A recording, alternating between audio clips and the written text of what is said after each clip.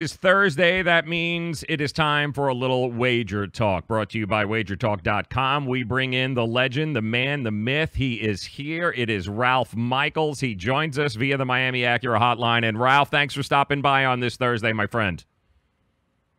Always a pleasure. You know, doing your show is always a highlight of my week. I thank you. I appreciate you having me on. Yeah, that's what my ex-wife said for a long, long time until she left me. Appreciate that, though, Ralph. Honestly, I really do, man. Love the smoke you're blowing my way. Let's talk some exciting football, certainly here in South Florida this weekend. We've got the old rivalry back in center stage. Miami taking on Florida State. Florida State just not very good this year. Miami is hoping to kind of start their own streak. They won last year. They're hoping maybe to rattle off a few more wins moving forward.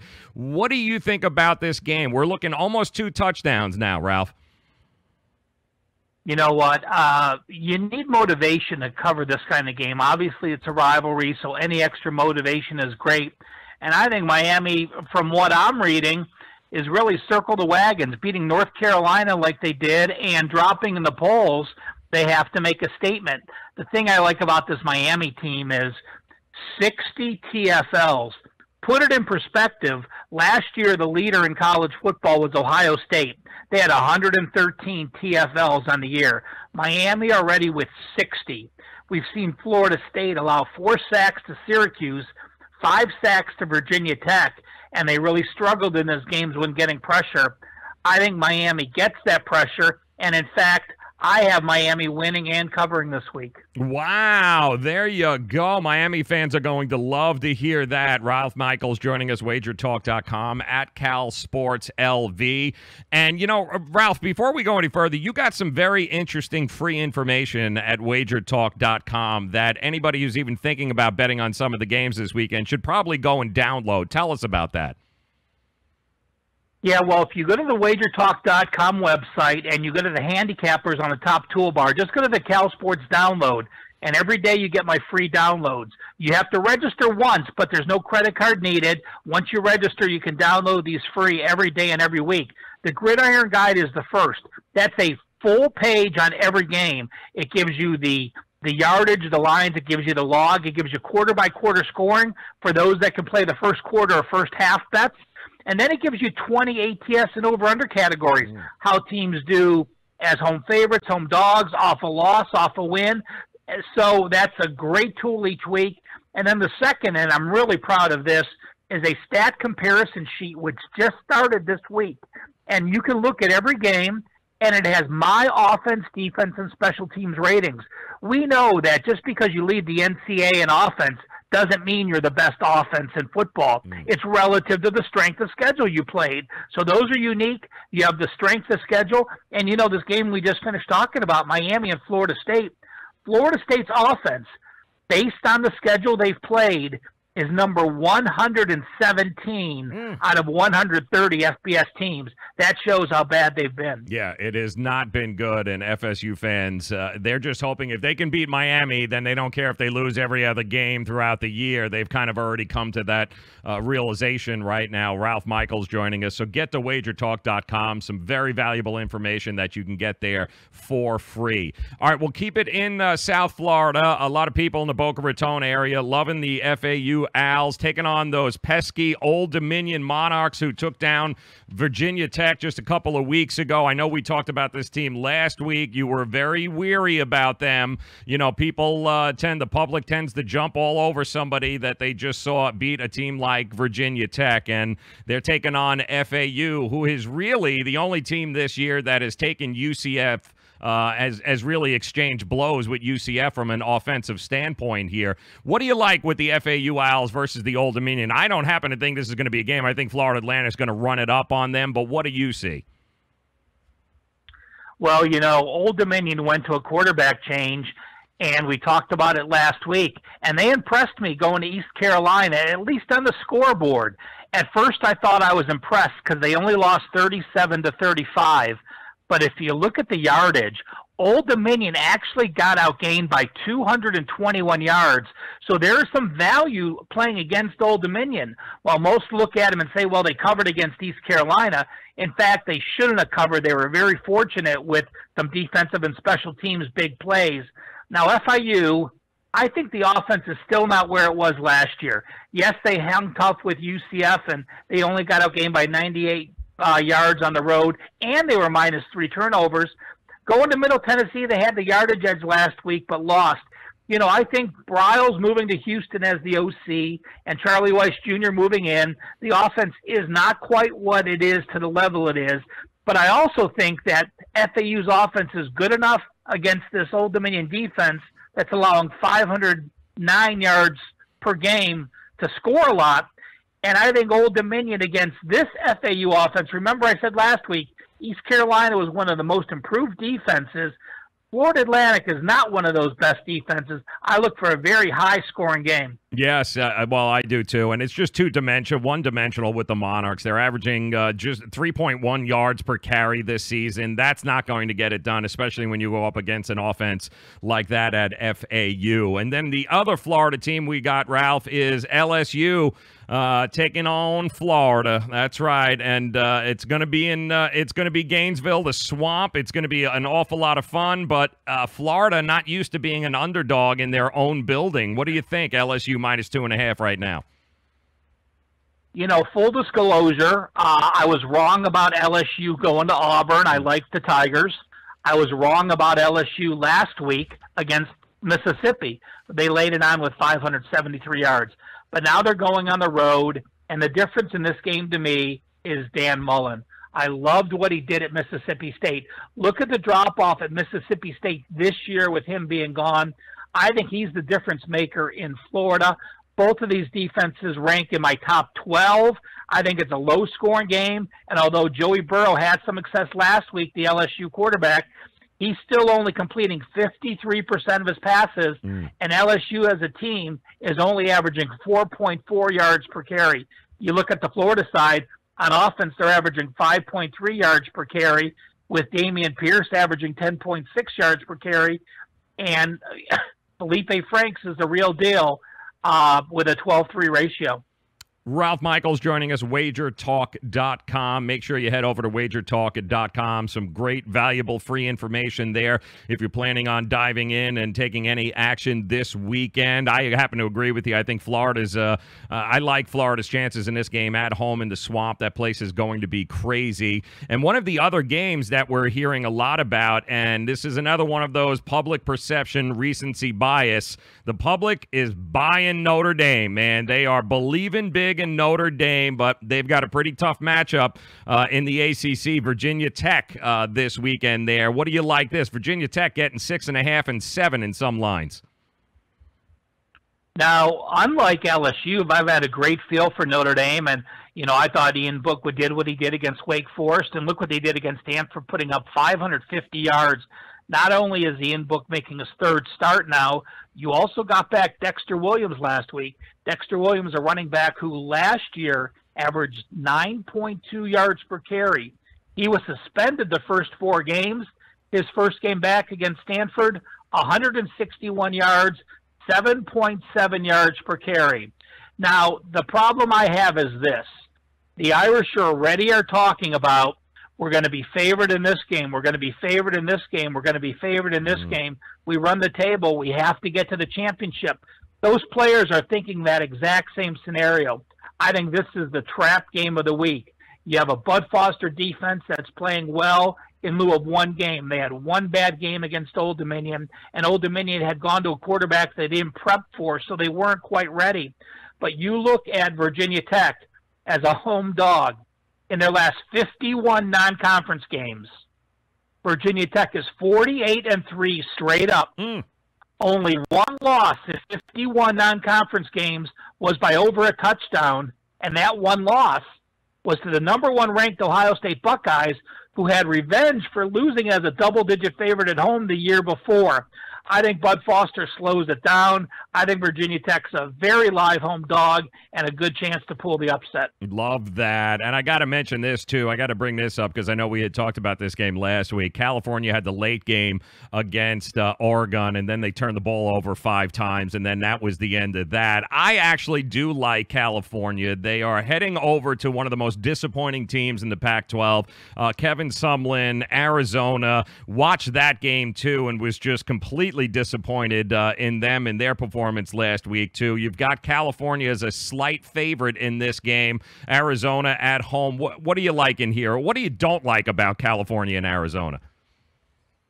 Well, I love the way Justin Wilcox has this team going. And remember, the Bears had 18 starters back this year. So you had a team that was decent last year, just missed bowl eligibility, and they've shown they're very capable of doing what they can do is win games. And Arizona, obviously there's an issue with Khalil Tate. We don't know what that is. Khalil Tate jumped on the scene last year, mid-year through the year, rushed for 1,400 yards and 9.2 yards per carry as their quarterback.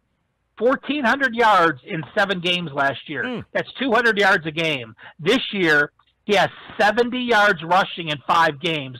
So either Sumlin is a complete fool and doesn't want to run him, or obviously I think there's an injury where Tate can't run. Well, when you have Arizona and a very mediocre team and a quarterback who is supposed to be a dual threat quarterback and can only complete 53% of his passes, he's not the guy you want back there in the situation.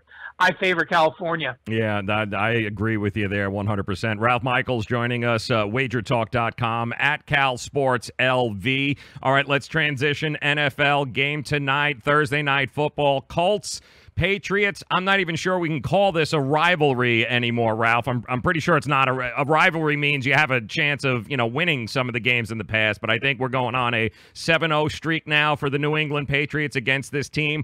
But with no T.Y. Hilton, no Marlon Mack, no Jack Doyle for the Colts, we do have a rejuvenated and what appears to be a very healthy Andrew Luck. And if you're going to lay 10 points, double digits in this game, be wary with a healthy Andrew Luck. How do you see it? Agree with that thought. And, this is a game that I'm not playing for my customers. But if I had to pick a side, I would think I would lean with the Patriots. I think we see that last week they were a different offense. You have to remember that 2 weeks ago when they went to Detroit and lost that game on Sunday night or Monday night, whatever it was, they only had 3 wide receivers on the roster. I mean, they line up with 4 receivers sometimes and then need a backup. They only had 3 wide receivers. They now have a few people back and healthy. Andrew Luck is 0-5 against Bill Belichick. And an amazing stat I tweeted out earlier, Andrew Luck's career quarterback rating is 87.7. We know Belichick can come up with defenses that stymies rookies, but he's come up with defenses that have also stymied Andrew Luck in the past.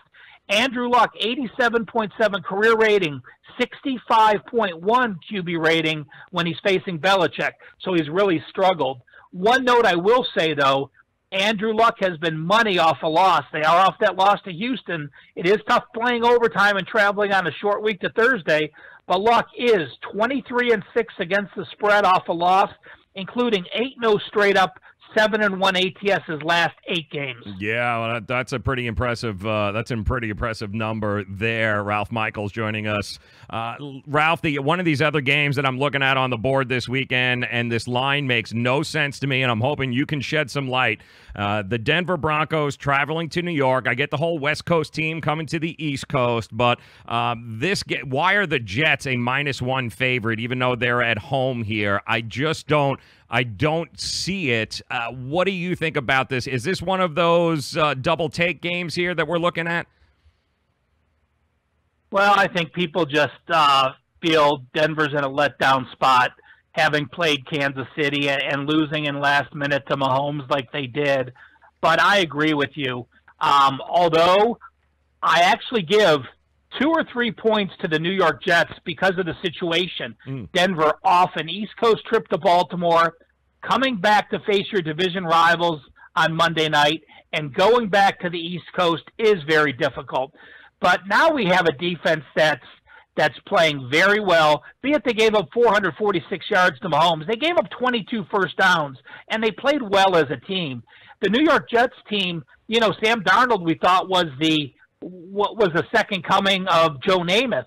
But, playing a rookie quarterback with a new offense the first week and they put up 48 Detroit, that's not that much of a surprise. Last 3 weeks, 12 points to Miami, 17 points at Cleveland, 12 points at Jacksonville, playing a physical Jacksonville team and now playing another physical Denver team. I think we're going to see Sam Darnold probably get sacked 4 or 5 times on the day, and I think he's really going to struggle. Yeah, I think it's going to be a very long day for the New York Jets and their fan base there. And you mentioned Jacksonville. The other game a lot of people excited about, of course, is the Kansas City Chiefs. We got the one of the top leading offense in the National Football League going up against one of the best defenses. Something has got to give. What do you think gives in that game? Give me the Jaguars, give me the Jaguars, give me the Jaguars. Yeah. Jacksonville's allowing 259 yards per game. The best defense normally beats the best offense. KC's off that emotional Monday night comeback. Yes, Mahomes is playing great, but this is a whole level of defense that's different than they've had. Mahomes has only been sacked 5 times on the year, never more than twice per game. But the Jacksonville Jaguars can get after them. They have shutdown corners, which makes a difference. Mahomes won't have the time he had to pass the ball as he has in previous weeks. And I think this is going to end up being a pros versus Joe games where, the fans are in love with KC, and why wouldn't you be? But how about this for a stat? KC may be 4-0 and be the darlings of most people. They're still getting outgained by 55 yards per game. Jacksonville is outgaining their foes by 105 yards. Stat-wise, if you put Band-Aids over the names and just looked at the stats, Jacksonville would be a 5 or 6 point favorite based on those year-to-date stats. When you have the worst defense, I don't care who you're playing. When you're playing a defensive team, I'm gonna back the stop side. Yeah, there is some truth to that. Ralph Michaels, WagerTalk.com. Before I let you go, Ralph, I've been looking at the latest odds to win the Super Bowl that have come out here in the futures. And I'm stuck. My eyes keep going. Plus 1,800 Baltimore Ravens, who I think defensively aren't getting enough credit for what's been going on there and how they've been able to adjust in second half of games, just shutting people down, which is a mark of a champion. And Flacco is still playing. It's a fun defense. It's a fun offense to watch. At plus 1,800, I'm looking at the Baltimore Ravens going, there's some value there. I can't argue with that point. That wasn't in my mindset. I did play the Rams earlier in the year and had a great line on them. I also played Jared Goff to win the MVP, and, those are looking great. But, the thing I like about that is that you look at the competition. Since he's playing okay, but at the end of the year, they're not going to be there. We know Pittsburgh has their troubles. They're not going to be there. So you have a team that right now, with the Pittsburgh win at Pittsburgh, is going to control their division. Well, that gives you a horse in the race at the end of the year, no matter what happens. That, again, is a great thought process by you, Joe. Yep, well, it's all about value, Ralph. If it's one thing WagerTalk.com and Ralph Michaels talks about, it's find a damn value, and there is some value in the Baltimore Ravens at plus 1,800. All right, you got to get to WagerTalk.com. You got to check out Ralph's page there at CalSportsLV. Some amazing information on his Twitter handle. Make sure you check him, follow him out. The stats, the trends, unbelievable. Ralph, thank you for taking a few minutes out, my friend, hanging out with us. Good luck this week. We'll talk again next week. Thanks, Joe. Appreciate it. Appreciate it. Ralph Michaels, WagerTalk.com.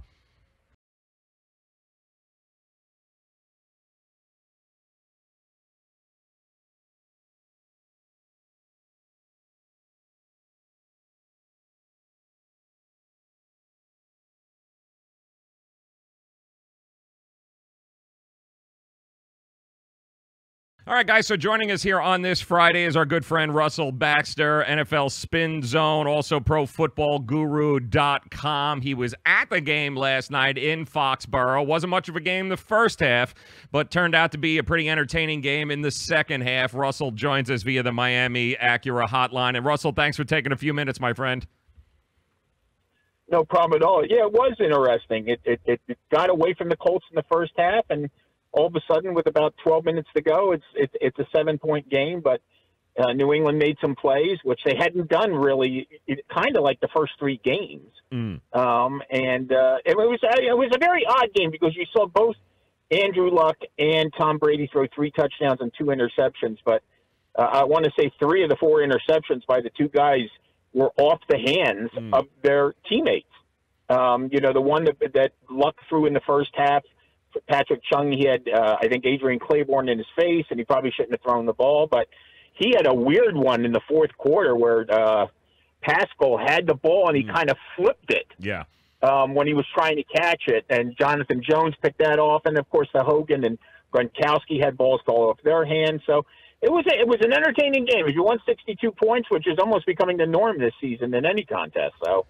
It is, and I think that's also the 8th or 9th time in a row that the over has happened in that series, in that particular game between those 2 teams. But Julian Edelman kind of made his presence felt pretty quickly in that game last night. Between him and Gordon, kind of add a whole different dimension to this team that we haven't seen thus far.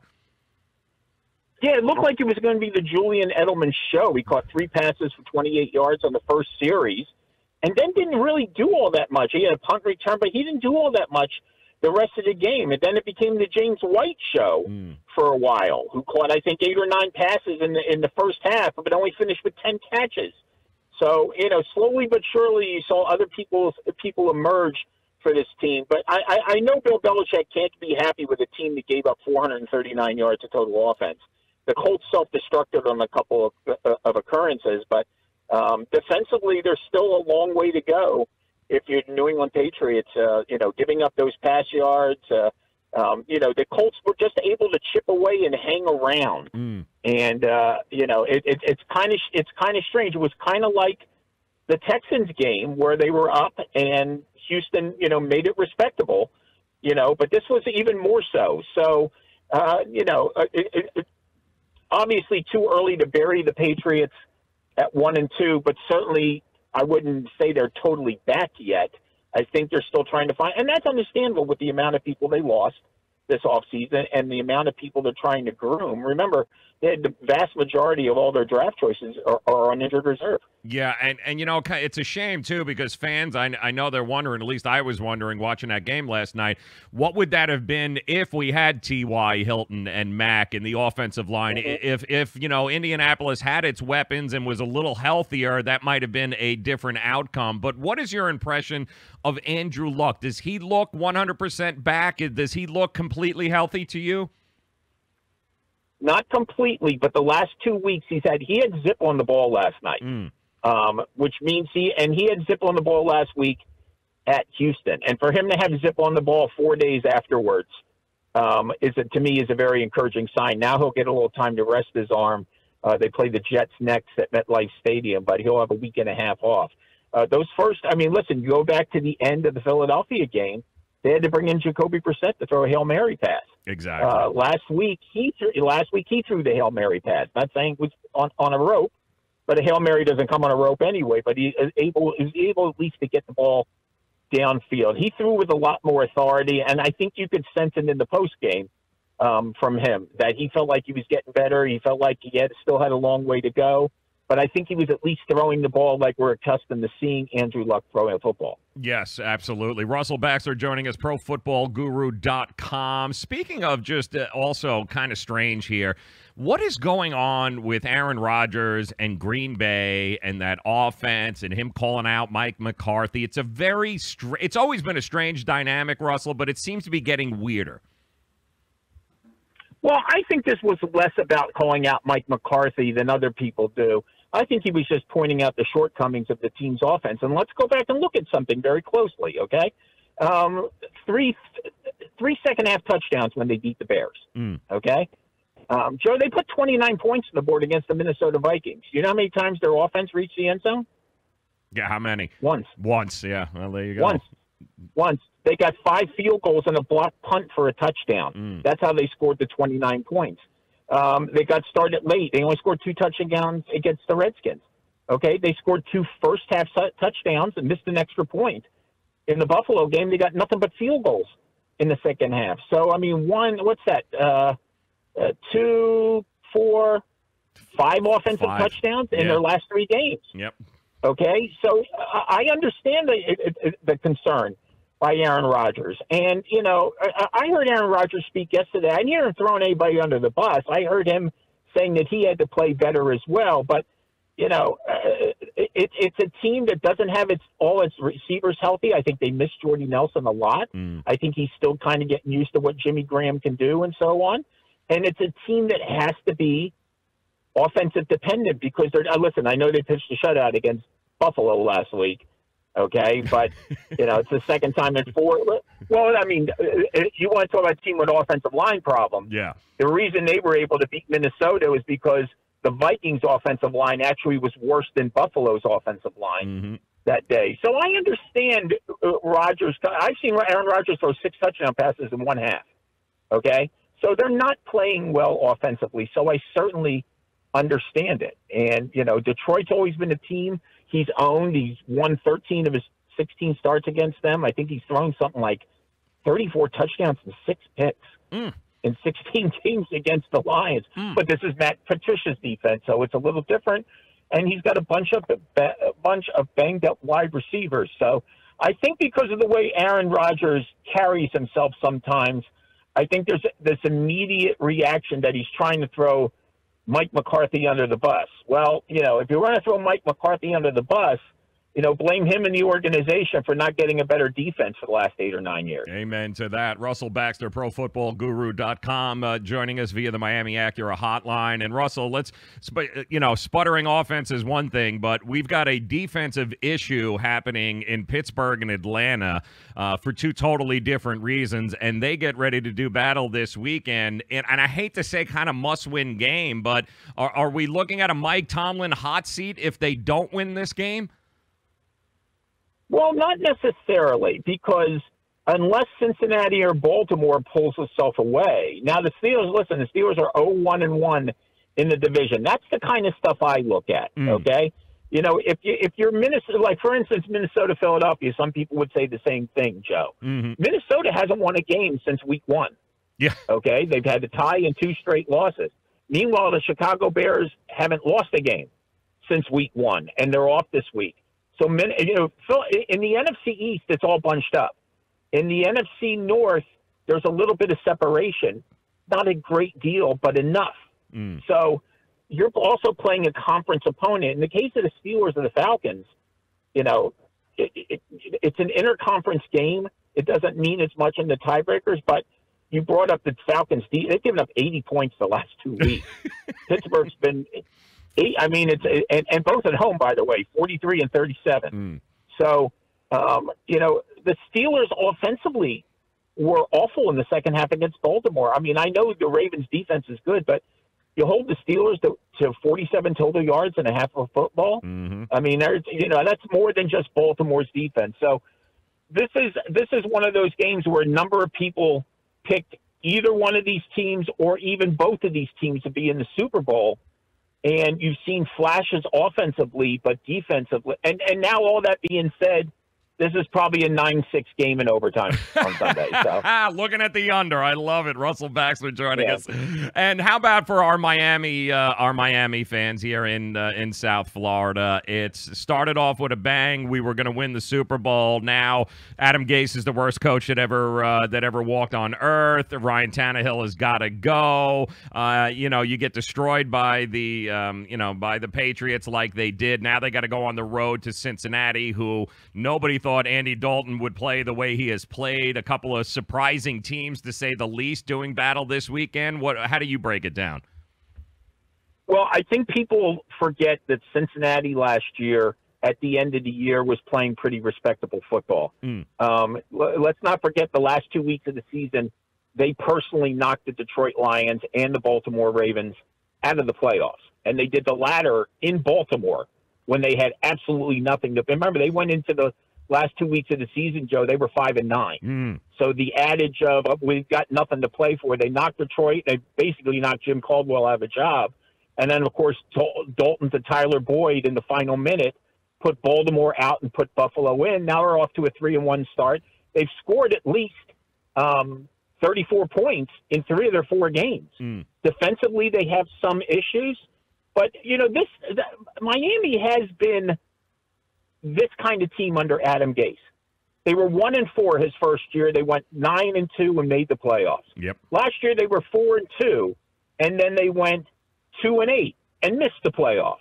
This year they're 3-0. All of a sudden they didn't lay an egg; they laid a frittata against New England. Okay, and it's hard to get. I thought going into the season they were the hardest team to read. Tannehill was coming back after not playing football for more than a year. No more Pouncey, no more Landry, no more Sue. I couldn't figure out exactly what they're doing, and I still think they're a very, very hard team to figure it out. Now, all that being said, they're still 4 weeks into the season, or 4.5, atop the AFC East. And if they can steal one at Cincinnati, we shall see. That changes the game, that's for sure. All right, and before I let you go here, Russell, I'm a diehard, lifelong Jet fan because I enjoy pain, but can Todd Bowles survive this season? Can the New York Jets continue with a young quarterback in Sam Darnold with a defensive-minded head coach? We've seen what's happened with Sean McVay, Matt Nagy in Chicago with young guys. You bring in these offensive-minded guys. Does Todd Bowles survive the year in New York? I don't know if he survives the year, but I would like to see the Jets get him some more offensive weaponry. Okay? I mean, I thought Isaiah Crowell was a nice addition to go with Bilal Powell, but they really don't have a scary receiving threat. I was surprised they let Austin Seferian-Jenkins test free agency and didn't retain him. I think he would be helping them out an awful lot. I don't think Sam Darnold has a lot of options. I also think Sam Darnold doesn't have a lot of protection. And you look at you think about the last 2 games the Jets have played against Myles Garrett and that defense, and then against Jacksonville's pass rush, and this week they get Von Miller, although I actually think Denver's having a few more issues than the Jets, and I think the Jets rebound this week. Oh, there you go. All right, you heard it there. Yeah. Russell Baxter, you definitely got to check it out. ProFootballGuru.com. Amazing takes, also fan-sided. You'll see his articles there. Make sure you follow him on Twitter, @BaxFootballGuru. Some great stuff each and every week. Russell, always a pleasure talking to you, my friend. Thanks for taking a few minutes, man. Have a safe weekend. Enjoy the games. We'll talk again soon. You got it. So joining us here on this Friday, and we are packed this weekend here when it comes to sports, but I couldn't think of anybody better to help us kind of break it down as we head into rivalry weekend in college football than the analytics master himself, Bill Connolly, SB Nation. He joins us via the Miami Acura hotline. And Bill, how does it work, man? Do you even get any sleep during the week, or are you just number crunching the whole damn time? Well, you can survive on 6 hours. I will say that. I do a pretty good job on 6 hours. So as long as you get that, everything else is fine. Yeah, some people count sheep. Bill Connolly, he counts numbers, man, as they're jumping over his bed is what's happening there. It's just unbelievable. Some of the best advanced football metrics around can be found at Bill's Twitter page, @SBN_Bill C. Make sure you guys check it out if you want to really, really dive in and try to understand what's happening in each of these games. Nobody does a better job than Bill. And I want to start first and foremost because I know I've been talking to a lot of folks, and I keep hearing the same thing, Bill, that Chip Kelly, stick a fork in him. He is done. He may not win a game this year, and that it's the whole Chip Kelly experiment is over. Are we being a little premature with sticking a fork in Chip Kelly? Well, yeah, probably. But let's put it this way. If he is done, if he's toast, if he's got nothing left to offer college football or football in general, I guess, this is what it looks like, right? They bomb. He comes back next year. They still bomb, and he's done by the end of 2019. Of course, that is on the table, but this also does take the shape of a pretty clear, what I call a year zero situation where you are instituting a lot of changes into the DNA of your program, both in terms of offensive philosophy, in terms of practice style, in terms of just sports science, all the things he's trying to change about UCLA football, and then you're fielding a true freshman quarterback quarterback, and you're fielding a whole ton of freshmen and sophomores on defense and in the skill corps and pretty much everywhere. There are almost no seniors who are actually doing anything for this UCLA football team. So it's not hard to see a kind of a year zero situation too, where it takes a lot longer than maybe we anticipated to get the ducks in a row, so to speak. But then, once they're set up, he's fine. Yeah, and let's not forget, his schedule this year has been brutal, has it not, Bill? Yeah, no cupcakes whatsoever. I mean, we thought maybe Cincinnati qualified as a cupcake. Turns out Cincinnati's pretty good.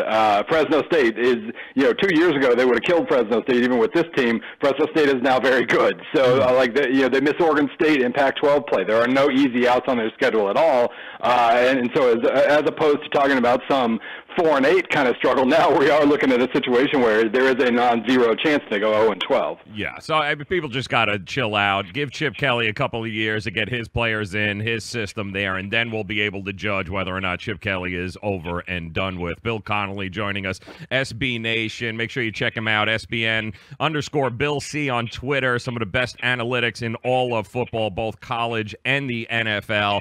And we've got a rivalry game here, actually the rivalry weekend, but certainly here in South Florida, Bill. We got the Miami Hurricanes at home. They haven't beat Florida State in this building in a long, long time, but Florida State is not necessarily what they have been in the past. What are the metrics, what are the numbers and analytics telling us about this game? Well, I mean, it tells us, first of all, that Miami is very, very good at the things that Oklahoma State, where did that come from? That Florida State has been very bad at. And so that's probably a pretty good sign for the Hurricanes. They can disrupt. They can take advantage of the patchwork offensive line. They can force negative plays, get DeAndre Francois into obvious pass situations, and then tee off. So if that actually comes to pass, then maybe nothing else matters. Maybe Miami will just kind of accidentally score enough points to win the game. But, at the very least, Florida State has improved. They've gotten their act together at least a hair these last couple of weeks. Now, our good team doesn't almost lose to Louisville at this point, and they really tried hard to lose to Louisville, but they're at least sort of pointing on an upward trajectory, and maybe they can find some things that work. The offensive line isn't quite as much of a sieve as it was about 3 weeks ago. So, I mean, they're trending upward. It's just Miami's already up at this point, and you would assume that Florida State's not ready to play at that level just yet. And do you think, I mean, Mark Richt, he's been around a long time. Does Mark Richt leave the senior, the upperclassman for a freshman if he's not 100% and the team is not 100% behind this kid?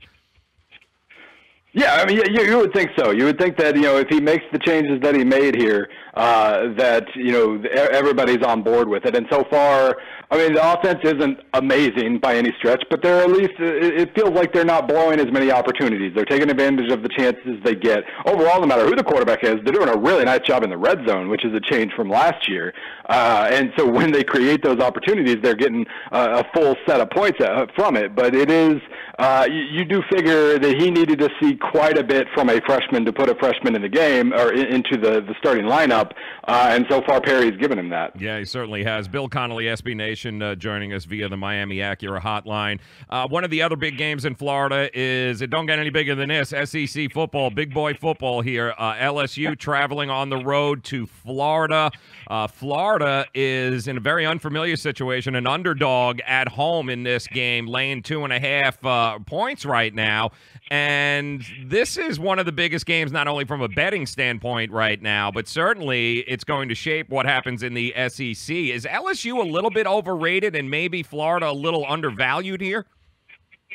Yeah, I mean, I would say there's a difference in, but if you look at LSU's resume and then they're just kind of baseline level of quality, there's definitely a difference right now. The resume looks great. They did, they hopped on Miami early. They only had about 4 good offensive plays in that game, but that was enough with the turnovers and all that. And they got pretty lucky to beat Auburn in terms of turnovers and just being dramatically inefficient with the football, but still managing to, basically make about 3 good offensive plays and win. They aren't top 5 caliber good yet, but it doesn't matter. There are no takebacks when it comes to the wins themselves. So they're in a very good position right now. Florida probably needs a little bit of a breakthrough moment here. But, I mean, on paper, Florida might, if they're not the better team, they're really, really close to it. They've got a good defense. They should be able to render LSU's inefficient offense very inefficient. And as long as it's probably going to be one of those games that comes down to, who makes 2 or 3 big plays, who wins the turnover battle, all those littler things. things is probably what's going to determine this. And their only loss, Florida, to Kentucky is looking less and less like a fluke. Yeah. Kentucky is actually a real team and a real program right now. So I don't think you can look at that loss and go, and that's pretty bad. Yeah, no, not at all. I mean, using my S&P Plus rankings, Kentucky is 15th right now. Losing, you had a chance on the final drive to beat a top 15 team at home. Basically, that's how it played out. That's the one way to set the narrative for that Florida game. There's no shame in that whatsoever. That was probably, if not a sign of growth, at least not a setback. Even though we know that Florida isn't really used to losing to Kentucky all that often. Yeah, no, certainly not. But Kentucky is a real team, so this should be a fun game. Also in the SEC. Auburn and Mississippi State. Boy, oh boy, this is going to be. Could we get another? 3-2 game, 6-5? What the hell was that, Bill? What do you see in this game? Yeah, it was 3-2, and I had a post up this morning at SB Nation, kind of joking about that, just basically saying, Auburn and Mississippi State, they're not actually struggling on offense right now. They're just observing their history. This is the 10-year anniversary of the 3-2 game, and they seem to be unwittingly reverting to that form of late. It really is. Mississippi State's been a really interesting team this year in that, they play really good defense. They can run the ball really well.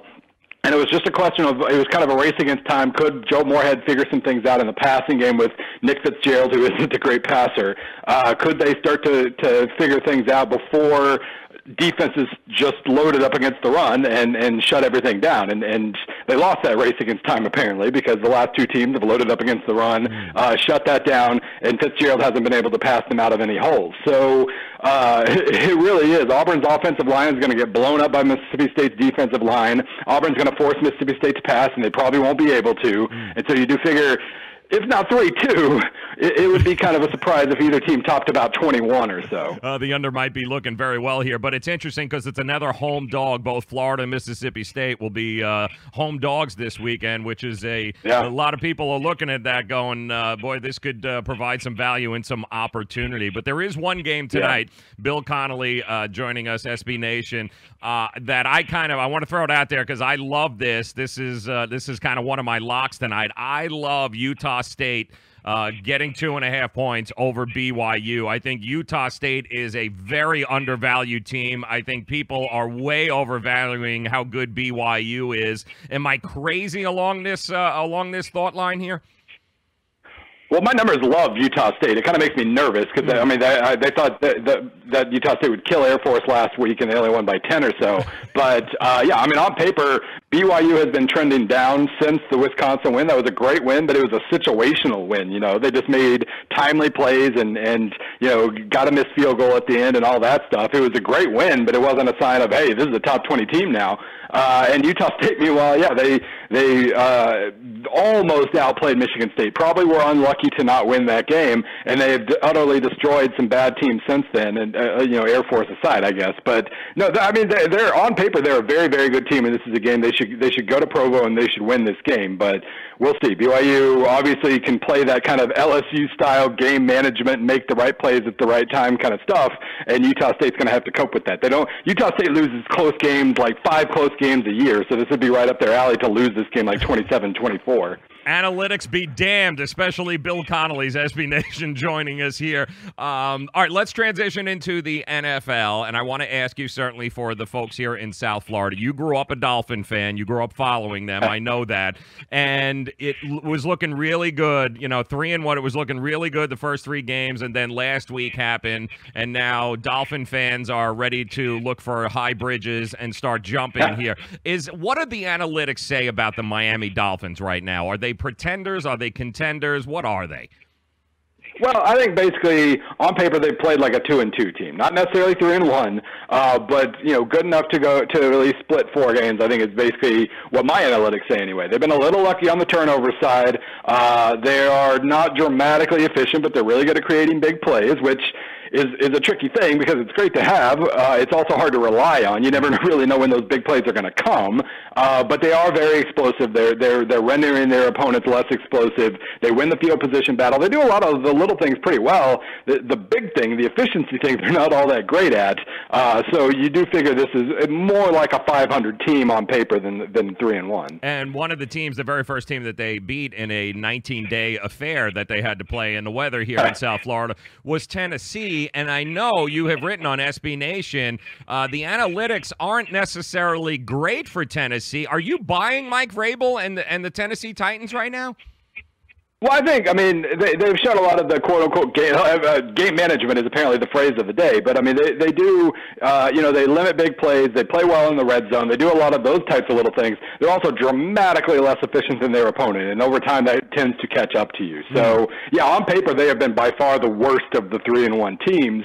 And, they played 4 close games. Now, the thing they've got going for them, of course, is that Mariota has been hurt for half of that spell. And, he was out there throwing passes without really being able to feel his fingers a couple of games ago. So if he's able to get healthy and the offense improves as he gets more and more up to form and whatnot, then they can play better offense, and with a good defense, maybe that's enough. Like, you don't have to. There are no takebacks with the wins. They already have 3. So if they go 6-6 the rest of the way, they're in the wild card hunt. And so I don't want to call them outright frauds or anything because their offense should improve, but they are very, very lucky to be 3-1. I can say that. And let me ask you, because I've asked a few people this now, and I keep getting different answers. But when you look at the Jets situation and what's going on, and you look what happened with the Rams, in this NFL, can you win with a defensive-minded head coach and a young quarterback? Is that even possible anymore? I'm sure it's possible, but it does seem like a pretty weird combination. There are definitely the stretch between good offenses and bad offenses in the NFL right now is much, much, much bigger than between like the best and worst defenses.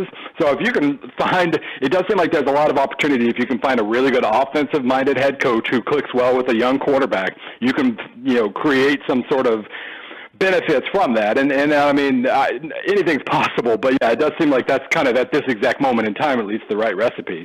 What's the biggest surprise thus far for you, Bill, looking at the NFL? Is Kansas City and what they've been able to do, is that one of the biggest surprises for you? What have you looked at and go, well, I didn't see that coming?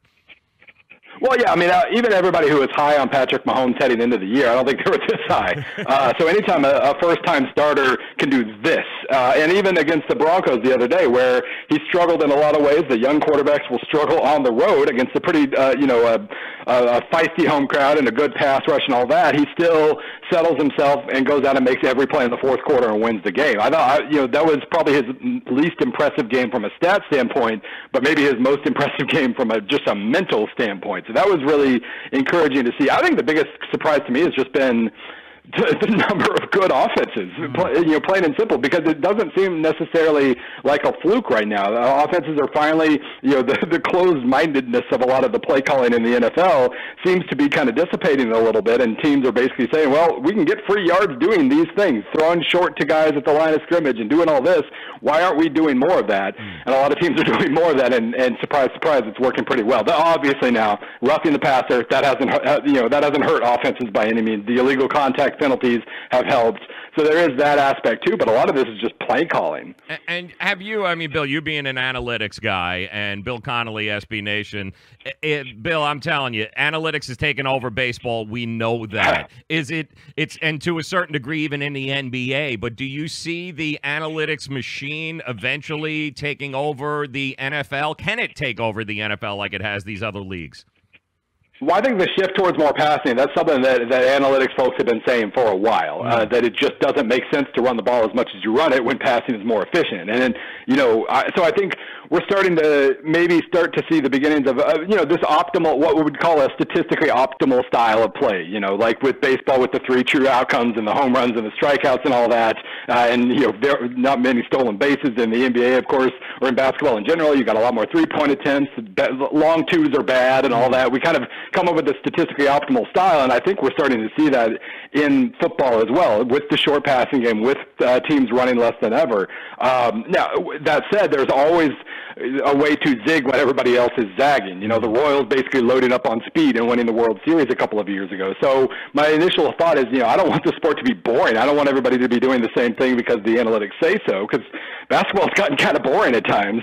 But there's always a way to basically load up on the inefficiencies that a new system, so to speak, creates. And I think you're going to see some teams doing some interesting things in that regard, too. Yeah, it's coming, that's for sure. All right, Bill Connolly, SB Nation. Make sure you follow him. Nobody does analytics better than he does. College football, NFL, at SBN_Bill C. Make sure you follow him. It's a great follow. And, Bill, thanks for taking a few minutes out, hanging out with us, my friend. Enjoy the games this weekend. We'll talk again soon. Absolutely.